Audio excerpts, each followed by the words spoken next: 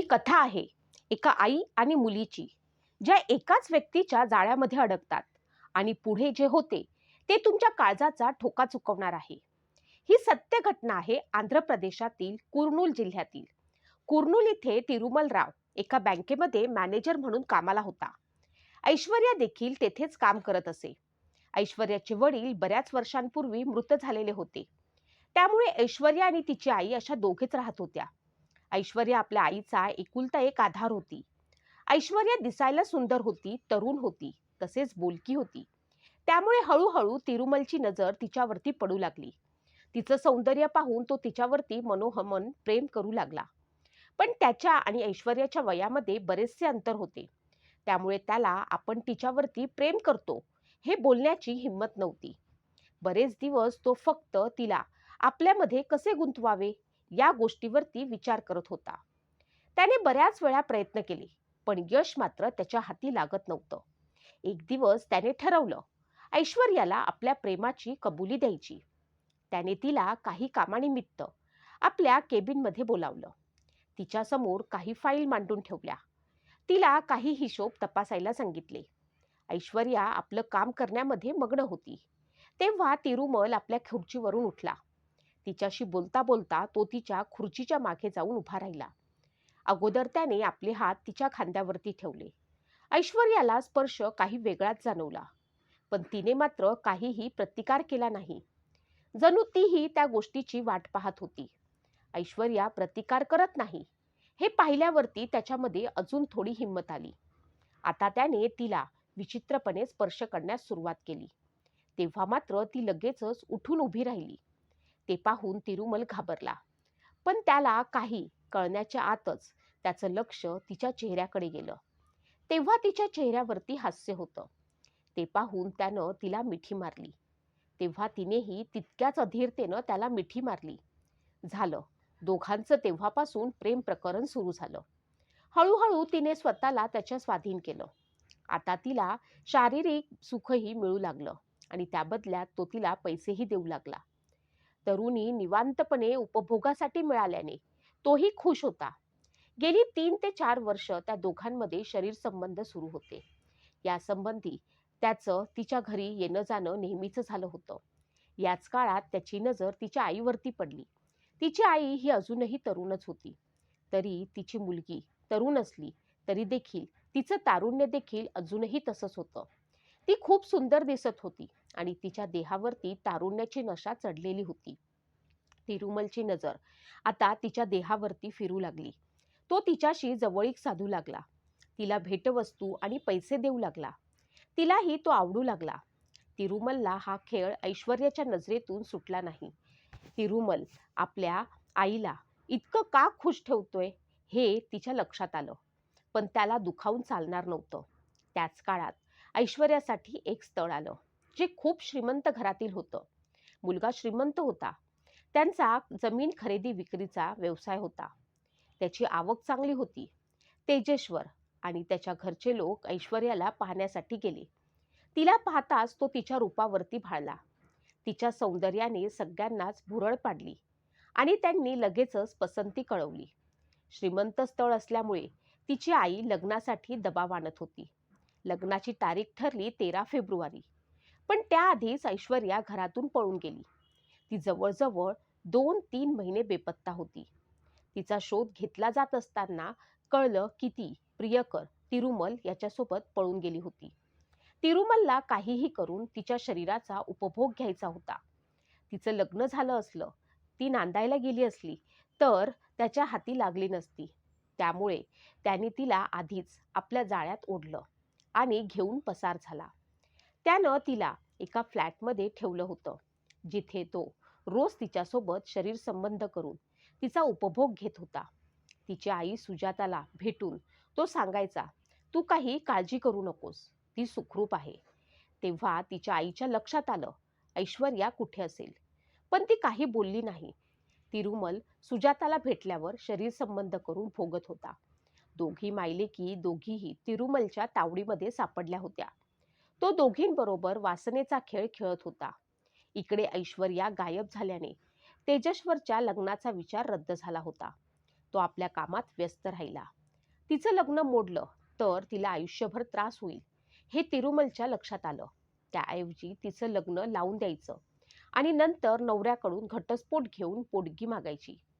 तिला घरी परत आणायचं आणि मग मायलेकींना निवांत भोगत राहायचं, असा त्याचा डाव होता. आणि धक्कादायक म्हणजे या खेळामध्ये सुजाता आणि ऐश्वर्या या मायलेकींचा देखील होकार होता. कारण आता त्या दोघीही त्याच्या अधीन झाल्या होत्या. तिरुमलकडनं पाहिजे ते सुख मिळाल्यानंतर आईच्या सांगण्यावरनं ऐश्वर्या काही दिवसांनी घरी परतली.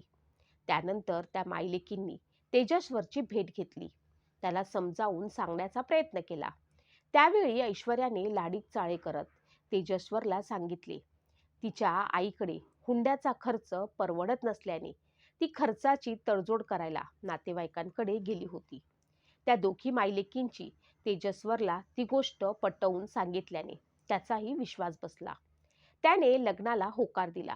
पण ऐश्वर्या त्याच्यासोबत लग्न फक्त त्याच्या प्रॉपर्टीसाठी करणार होती हे त्याच्या लक्षात आलं नव्हतं. त्या दोघींना लग्नापेक्षा तेजस्वरची प्रॉपर्टी जास्त महत्त्वाची वाटत होती.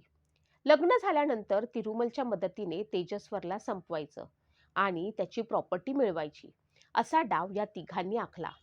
अखेर तेजस्वर आणि ऐश्वर्या यांचं लग्न 17 मे 2025 रोजी झालं. ऐश्वर्याचं तेजससोबत जरी लग्न झालं असलं तरी तिचे शारीरिक संबंध तिरुमलसोबत होत होते. संपत्तीत रस होता. लग्न झाल्याने ती त्याच्या संपत्तीत वाटा मिळू शकतो याचा अंदाज तिरुमल, सुजाता आणि ऐश्वर्या यांनी बांधला होता. लग्न झाल्यापासून काही दिवसातच तेजस्वरला कळलं की बायकोचे बँकेत काम करणाऱ्या तिरुमलशी विवाहबाह्य संबंध आहेत. या कारणामुळे दोघांमध्ये नेहमी भांडणं होऊ लागली. आता कुठे लग्न होऊन महिना झाला होता तोपर्यंत नवविवाहित जोडप्यामध्ये रोज भांडणं होऊ लागली. त्यामुळे घरचे लोक चिंता करू लागले. त्यांनी दोघांनाही समजावून सांगण्याचा प्रयत्न केला, परंतु ऐश्वर्याला नवऱ्यामध्ये रस नव्हता. त्यामुळे तेजस्वरने माहिती काढायला सुरुवात केली. तेव्हा त्याला समजलं की त्याच्या बायकोचे आणि सासूचे एकाच व्यक्तीबरोबर संबंध आहेत. त्यामुळे त्याच्या पायाखालची जमीन सरकली. आपण ऐश्वर्याबरोबर लग्न करून चुकलो आहोत असं त्याला वाटू लागलं. नवरा बायकोची भांडणं महिनाभरामध्ये विकोपाला गेली आणि इकडे तिरुमलने सुजाताला हाताशी धरून तेजस्वरला मारण्याचा प्लॅन केला, ज्यामुळे तिने तिच्या पतीला संपवण्यासाठी 3 पुरुषांना कामावर ठेवले होते. त्या तिघांना तेजस्वरला मारण्यासाठी 3 लाख रुपयांची सुपारी दिली. त्यातील 2 लाख रुपये लगेच तिरुमलने दिले. काम झाल्यावर ती 1 लाख रुपये देण्याचं ठरलं. तेजस्वरला मारण्याची सुपारी दिल्याने सुजाता आणि ऐश्वर्या या दोघींना माहीत होतं. या दोघींना या कटात सामील झाल्या. मंगळवार 17 जून 2025 रोजी तेजस्वर हा रायपूर येथे कामानिमित्त गेला. त्याचवेळी त्याच्या मोबाईलवरती कुणाचा तरी फोन आला. फोन केलेल्या व्यक्तीने त्याला सांगितलं की रायपूरमधील अंबिकापूर येथील जमिनीची मोजणी करायची आहे. त्यामुळे त्याने मी येतो असं सांगितलं. तो फोन केलेल्या व्यक्तीने सांगितलेल्या पत्त्यावरती पोहोचला. तेव्हा त्याच्या कारमध्ये 3 जण येऊन बसले. तेजस्वर त्यांना घेऊन अंबिकापूर येथे जाऊ लागला. बोलता बोलता त्या तिघांनी त्याच्याशी भांडण सुरू केलं. तूही त्या तिघांशी वाट घालू लागला. अखेर त्या तिघांनी वाटेत निर्मनुष्य ठिकाण पाहून त्याला कार थांबवायला सांगितली. त्यांनी कार थांबवताच त्यांनी कारमध्ये त्याच्यावरती हल्ला केला. त्याच्या गळ्यावरती चाकू फिरवत त्याला गळा चिरल्याने मोठ्या प्रमाणामध्ये रक्तस्राव होऊन त्याचा कारमध्येच मृत्यू झाला. त्याची हत्या केल्यानंतर त्यांनी त्याच कारमधून मृतदेह जवळील नदीमध्ये फेकून टाकला. त्यानंतर मारेकऱ्यांनी त्या तिघांना बोलावून तेजस्वरचा मृतदेह दाखवला. तेजस्वर मारल्या गेलेल्याची खात्री पटताच त्या मारेकऱ्यांनी 1 लाख रुपये घेतले आणि त्यानंतर घटनास्थळावरती कार घेऊन मारेकरी निघून गेले. इकडे मंगळवार 17 जून 2025 रोजी सकाळी घरातून बाहेर गेलेला तेजस्वर रात्र झाली तरी घरी परत न आल्याने त्याच्या भावाने त्याचा शोध घेतला. तसेच तो बेपत्ता झाल्याची तक्रार रायपूर पोलिसात दिली. पोलीस त्याचा शोध घेत असताना जून 22 रोजी रायपूर परिसरातील नदीत तेजस्वरचा मृतदेह पोलिसांना मिळाला. पोलिसांनी पंचनामा करून मृतदेह ताब्यात घेऊन तो पोस्टमार्टमसाठी रायपूर येथील सरकारी रुग्णालयामध्ये पाठवून दिला. पोलीस या घटनेचा तपास करत असताना तांत्रिक माहिती भरताना पोलिसांना समजलं की घटनेच्या दिवशी तेजश्वरच्या मोबाईलवरती कोणाचा तरी फोन आला होता. त्या फोनची माहिती पोलिसांनी घेतली असता फोन महेशने केल्याचं समजलं. त्या फोनच्या माहितीने पोलिसांनी महेश, विक्रम आणि सोहन यांना ताब्यात घेतलं. त्या तिघांकडे तेजश्वरच्या हत्येची चौकशी करण्यात आली. तेव्हा त्या तिघांनी तिरुमलच्या सांगण्यावरून आपण तेजश्वरची हत्या केल्याचं पोलिसांना सांगितलं. या घटनेपासून तिरुमल फरार झालेला होता. पोलीस त्याचा शोध घेत होते. दरम्यान पोलिसांना आणखी एक माहिती मिळाली की तेजश्वरची बायको ऐश्वर्याने लग्नानंतर फेब्रुवारी ते जून या दरम्यान याच्याशी आपल्या फोनवरती 2000 वेळा फोन केले होते. पोलिसांनी संशयावरनं ऐश्वर्याला ताब्यात घेऊन तिच्याकडे तेजश्वरच्या हत्येची चौकशी केली. तेव्हा या हत्येचा मास्टर माइंड ऐश्वर्याची आई सुजाता असल्याचं समोर आलं. तिलाही पोलिसांनी ताब्यात घेऊन चौकशी केली. तेव्हा तिने आपले आणि आपल्या लेकीचे तिरुमल याच्याशी असलेले विवाह बाह्य संबंध असल्याचे कबूल केले. तेजश्वरची हत्या तिरुमलने 3 लाख रुपयांची सुपारी देऊन केली होती. ही सुपारी त्या तिघांनी मिळून आपले विवाहबाह्य अनैतिक संबंध लपवण्यासाठी आणि तेजश्वरच्या संपत्तीसाठी केल्याचे तिने पोलिसांना सांगितले. मायलेकीने कबुली केल्यानंतर तिरुमलच्या तेजश्वरच्या भावाने दिलेल्या फिर्यादीवरनं त्याची हत्या करून पुरावा नष्ट केल्याप्रकरणी त्याची बायको ऐश्वर्या, जिचं वय 22, तिची आई सुजाता 45 आणि प्रियकर 45, तिरुमल, मारेकरी महेश, विक्रम आणि सोहम यांच्या विरोधामध्ये गुन्हा दाखल करण्यात आला. तिरुमल रावने आधीच त्याच्या पत्नीला संपवण्याची योजना आखली होती, जिच्याशी त्याने 8 वर्षांपूर्वी लग्न केले होते. कारण या जोडप्याला मूल नव्हते. त्यांनी ऐश्वर्याची आई सुजाताशी प्रेमसंबंध जोडले होते. तेजसवर बेपत्ता झाल्यानंतर त्याच्या कुटुंबाला आणि त्याच्या बेपत्ता होण्यामागे ऐश्वर्या आणि रावचा हात असल्याचा संशय आला. त्यावेळी ऐश्वर्या अजूनही तिच्या सासरच्या लोकांसोबत राहत होती. ऐश्वर्या आणि तिरुमल यांनी लडाखला पळून जाण्याची योजना आखलेली होती. खरंच वासनेला आणि लोभाला अंत किती भयंकर असू शकतो हे या घटनेतून सिद्ध होतं.